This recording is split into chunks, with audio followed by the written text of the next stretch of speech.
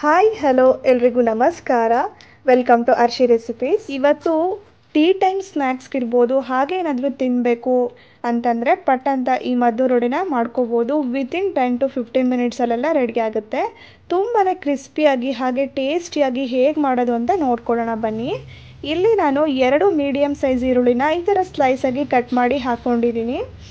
ಹಾಗೆಯೇ ಇಲ್ಲಿ ಹಸಿ ಕರ್ಬೇವಿನ ಸೊಪ್ಪನ್ನು ಕೂಡ ಹಾಕ್ಕೊತಾ ಇದ್ದೀನಿ. ನಿಮಗೆ ಖಾರಕ್ಕೆ ತಕ್ಕಂಗೆ ನೀವು ಹಸಿ ಮೆಣಸಿನ್ಕಾಯಿನ ಹಾಕ್ಕೋಬೋದು. ನಾನಿಲ್ಲಿ 2 ಹಸಿ ಮೆಣಸಿನ್ಕಾಯಿನ ಹಾಕ್ಕೊಂಡಿದ್ದೀನಿ.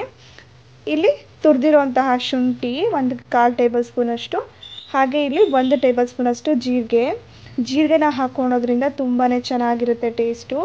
ಇದನ್ನು ನಾವು ಕೈಯಿಂದ ಸ್ವಲ್ಪ ನೀಟಾಗಿ ಕಲಿಸ್ಕೊಬೇಕು. ಈರುಳ್ಳಿ ಎಲ್ಲ ಬಿಡಿ ಬಿಡಿ ಹಾಕಬೇಕು. ಸೊ ಹಾಗಾಗಿ ಈ ಥರ 1-2 ನಿಮಿಷ ಕಲಿಸ್ಕೊಳ್ಳಿ. ಇಲ್ಲಿ ನಾನು ಈ ಒಂದು ಬೌಲ್ ಅಳತೆಯಲ್ಲಿ 1 ಕಪ್ಪಷ್ಟು ಅಕ್ಕಿ ಹಿಟ್ಟು, ಹಾಗೆಯೇ ಅರ್ಧ ಕಪ್ಪಷ್ಟು ರವೆ, ಬಾಂಬೆ ರವೆ ಅಂತಾರಲ್ಲ ಅದು, 1/4 ಕಪ್ಪಷ್ಟು ಮೈದಾ. ತುಂಬಾ ಕ್ರಿಸ್ಪಿಯಾಗಿ ಬರುತ್ತೆ ಈ ಥರ ಅಳತೆಯಲ್ಲಿ ಹಾಕ್ಕೊಳ್ಳಿ.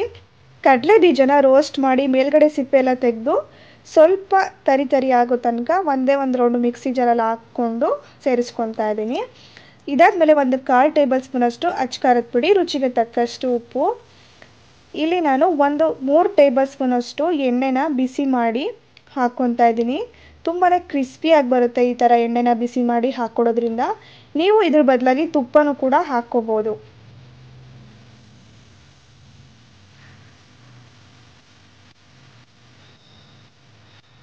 ಮೊದಲಿಗೆ ಎಣ್ಣೆ ಬಿಸಿ ಇರುತ್ತಲ್ಲ, ಹಾಗಾಗಿ ಒಂದ್ಸಲ ಸ್ಪೂನಲ್ಲಿ ಮಿಕ್ಸ್ ಮಾಡ್ಕೊಳ್ಳಿ ಈ ಥರ.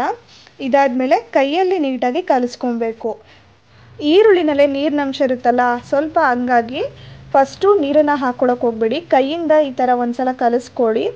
ಇದಾದಮೇಲೆ ಸ್ವಲ್ಪನೇ ನೀರನ್ನು ಹಾಕ್ಕೋಬೇಕು. ಇಲ್ಲಾಂದರೆ ಒಂದೇ ಸಲ ಹಾಕ್ಕೊಂಡ್ಬಿಟ್ರೆ ಹಿಟ್ಟು ತೆಳ್ಳಗಾಗ್ಬಿಡುತ್ತೆ, ಆವಾಗ ನಮಗೆ ವಡೆನ ಮಾಡ್ಕೊಳ್ಳಿಕ್ಕೆ ಬರೋದಿಲ್ಲ. ಸೊ ಹಾಗಾಗಿ ನೋಡಿ, ಈ ಥರ ಸ್ವಲ್ಪ ಗಟ್ಟಿಯಾಗೇ ಕಲಿಸ್ಕೊಳ್ಳಿ. ಈ ಥರ ಕೈಗೆ ಸ್ವಲ್ಪ ಎಣ್ಣೆನ ಸ್ಪ್ರೆಡ್ ಮಾಡಿಕೊಂಡು ಸ್ವಲ್ಪ ಹಿಟ್ಟನ್ನು ತೊಗೊಂಡು ವಡೆನ ನಾವು ರೆಡಿ ಮಾಡ್ಕೋತೀವಲ್ಲ ಆ ಥರ ತಟ್ಕೋಬೇಕು. ಇದು ಸ್ವಲ್ಪ ದಪ್ಪನೇ ಇರಬೇಕು, ತುಂಬ ದಪ್ಪ ತೊಟ್ಕೊಳಕ್ಕೆ ಹೋಗ್ಬೇಡಿ. ಮೀಡಿಯಮ್ಮಾಗಿ ನೋಡಿ ತೊಟ್ಕೊಳ್ಳಿ, ತುಂಬ ತೆಳುವಾಗೂ ಕೂಡ ಇರಬಾರ್ದು. ನೋಡಿ ಈ ಥರ ತಟ್ಕೊಳ್ಳಿ. ಇವಾಗ ಕಾದಿರುವಂತಹ ಎಣ್ಣೆಗೆ ನಾನಿಲ್ಲಿ ಹಾಕ್ಕೊತಾ ಇದ್ದೀನಿ. ಈ ಎಣ್ಣೆ ಚೆನ್ನಾಗಿ ಕಾದಿರಬೇಕು. ಮೀಡಿಯಮ್ ಫ್ಲೇಮಲ್ಲಿ ಇಟ್ಕೊಂಡು ನಾವು ಇದನ್ನು ಫ್ರೈ ಮಾಡ್ಕೊಬೇಕಾಗುತ್ತೆ.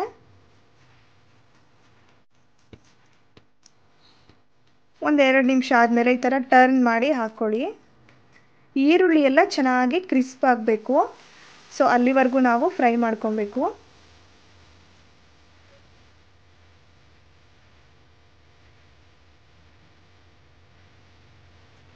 ನೋಡಿ ಇವಾಗ ಈರುಳ್ಳಿ ಎಲ್ಲ ಯಾವ ಥರ ಕಲರ್ ಚೇಂಜ್ ಆಗಿದೆ. ಸೊ ಈ ಥರ ಕಲರ್ ಬರೋ ತನಕನೂ ನಾವು ಸ್ವಲ್ಪ ಬ್ರೌನಿಷ್ ನೋಡಿದ್ರಲ್ಲ ಅಲ್ಲಿವರೆಗೂ ಫ್ರೈ ಮಾಡಿಕೊಂಡು ಇದನ್ನು ಎತ್ತಿಟ್ಕೊತಾ ಇದ್ದೀನಿ. ಮಿನಿಮಮ್ 10 ಮಿನಿಟ್ಸ್ ಬೇಕಾಗುತ್ತೆ ಫ್ರೈ ಮಾಡ್ಕೊಳ್ಳಿಕ್ಕೆ. ಇವಾಗ ನಾನು ಎಲ್ಲನೂ ಕೂಡ ರೆಡಿ ಮಾಡಿ ಇಟ್ಕೊಂಡಿದ್ದೀನಿ ನೋಡಿ. ನೀವು ಈ ಮದ್ದೂರೊಡೆನ ಟೀ ಟೈಮ್ಗೆ ಸ್ನ್ಯಾಕ್ಸ್ ಆಗಿ ಮಾಡ್ಕೋಬೋದು. ಇಲ್ಲ ಅಂತಂದರೆ ಹೊರ್ಗಡೆ ಏನಾದರೂ ಹೋಗ್ತಾ ಇದ್ದೀರಾ ಅಂದರೆ ಆರಾಮಾಗಿ ಮಾಡ್ಕೊಂಡು ಹೋಗ್ಬೋದು. ನೀವು ಕೂಡ ಒಂದ್ಸಲ ಮನೆಯಲ್ಲಿ ಟ್ರೈ ಮಾಡಿ. ತುಂಬಾ ಕ್ರಿಸ್ಪಿಯಾಗಿ ಹಾಗೆ ಟೇಸ್ಟಿಯಾಗಿ ಕೂಡ ಇರುತ್ತೆ. ಸೊ ಈ ಒಂದು ರೆಸಿಪಿ ನಿಮಗೇನಾದರೂ ಇಷ್ಟ ಆಗಿದರೆ ಪ್ಲೀಸ್ ನನ್ನ ಚಾನಲ್ನ ಸಬ್ಸ್ಕ್ರೈಬ್ ಮಾಡ್ಕೊಳ್ಳಿ. ಹಾಗೆ ಈ ವಿಡಿಯೋನ ನಿಮ್ಮ ಫ್ರೆಂಡ್ಸ್ ಹಾಗೆ ಫ್ಯಾಮಿಲಿ ಜೊತೆ ಶೇರ್ ಮಾಡಿ, ಲೈಕ್ ಮಾಡಿ. Thank you for watching.